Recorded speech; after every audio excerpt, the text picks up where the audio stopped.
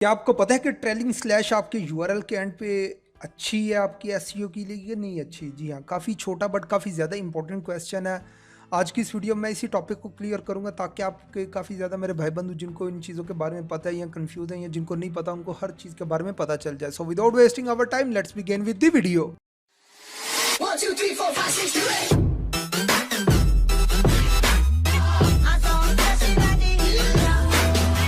Hi guys, I am Asi Sandhu from digital spiders. के साथ मैं कुछ बात करूंगा ट्रेलिंग स्लैश के बारे में। जी हाँ, आपने काफ़ी ज़्यादा देखा होगा साइट्स के भी अंदर जाके आपने देखा होगा काफ़ी यूआरएल्स के एंड पे आपने जैसे आप ये देख सकते हैं कि एंड पे आपको एक स्लैश नज़र आ रही है, इसको आप ट्रेलिंग स्लैश कहते हैं।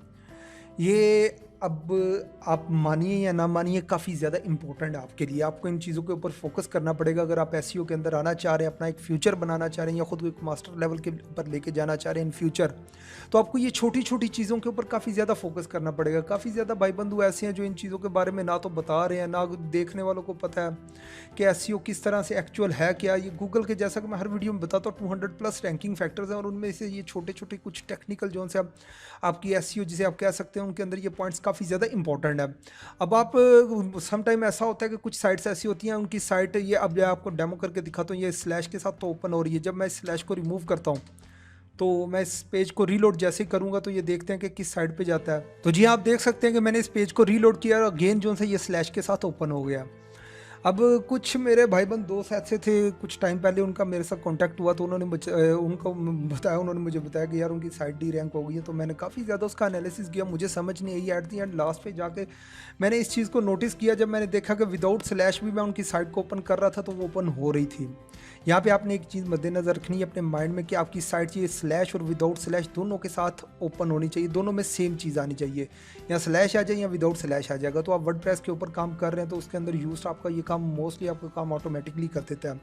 अदरवाइज़ ये हो सकता है कि आप 301 रीडायरेक्ट भी यूज़ कर सकते हैं। उसके लिए मैंने एक डिफरेंट वीडियो अपने चैनल पर बना के रखी हुई है, आप उसे जाकर देखिए ताकि आपको ज़्यादा डिटेल में पता चल सके।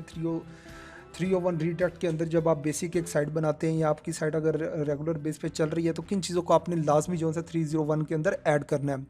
इसके अलावा आप ये देख सकते हैं कि ये एक गूगल का ऑफिशियल जोन में भी आप लोग इस बंदे को जानते हो, बाबे को जानते हो, ये गूगल की ऑफिशियल अनाउंसमेंट्स करता है। तो इसमें भी उन्होंने स्पेशली बताया हुआ है कि आप देख सकते हैं कि ए के अंदर आप जो एग्जांपल उसने दिया उसमें होम पेज आ रहा है। होम पेज के अंदर मैं आपको एक चीज़ बताता चलूँ कि होम पेज के अंदर आप विदाउट स्लैश या विद स्लैश आपको कोई प्रॉब्लम नहीं होती, वो एक ही चीज़ जो उनसे काउंट की जाती है। बट जो आपके इनर पेजेस होते हैं अगर वो आपका पेज विद स्लैश के साथ भी ओपन हो रहा है और विदाउट स्लैश के साथ भी ओपन हो रहा है तो समझ जाइए ये आपके लिए एक डुप्लीकेट जो सा पेज बन रहा है। आपने चीज़ माइंड में रखनी है जब भी आप साइट के ऊपर काम कर रहे हैं तो आपने पहले चेक करना है कि ये साइट स्लैश के साथ भी ओपन हो रही है और विदाउट स्लैश की भी ओपन हो रही है कि नहीं।